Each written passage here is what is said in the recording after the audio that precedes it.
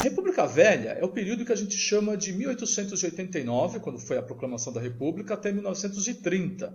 Então, na proclamação, nós tivemos a chamada República da Espada. Por quê? Porque os dois primeiros presidentes, né, o Deodoro da Fonseca e o Floriano Peixoto, eles eram militares. Tá? E aí nós tivemos o primeiro presidente eleito, que foi o Prudente de Moraes, tá? Pelo Partido Republicano Federal, e o mandato dele foi entre 1894 e 1898. Aí nós tivemos a República Velha, aí vamos pegar o período de 1894 a 1930. Então tivemos a Constituição de 1891, tá? Então quem podia votar? Os homens maiores de 21 anos, alfabetizados. Quem não podia? As mulheres, os analfabetos, religiosos e soldados. Essa época ficou conhecida como voto de cabresto. Por quê? Porque o voto era aberto, então era possível identificar quem votou em quem, pressionando o eleitor na escolha do candidato. Claro, né? Você trabalha lá, vamos dizer assim, né? numa fazenda, né? Num sítio, numa chácara. Tá? E justamente o dono, né, da fazenda, ele é candidato a alguma coisa. Aí você vai votar e falar assim, eu não vou votar o dono dessa fazenda, eu vou votar da outra. Então é claro que isso não podia dar muito certo, né? Então por isso que esse período era chamado voto de cabresto. Aí nós tivemos, dentro da República Velha, o período da chamada República do Café com Leite, que vai de 1898 a 1930. Por quê?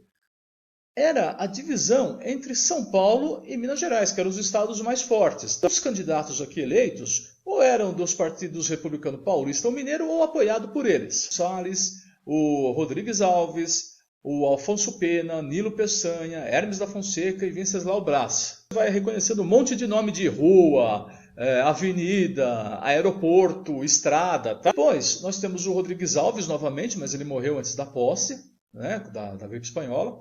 Temos Delfim Moreira, Epitácio Pessoa, Arthur Bernardes, Washington Luiz, que foi o último presidente, e o Júlio Prestes, que ele foi eleito, mas ele não chegou a tomar posse. Por quê? Por causa da Revolução de 30. Crise Mundial de 29, tá? Então houve a quebra da Bolsa de Nova York. Tá? Mudou a coisa que todos os países entraram em crise no mundo.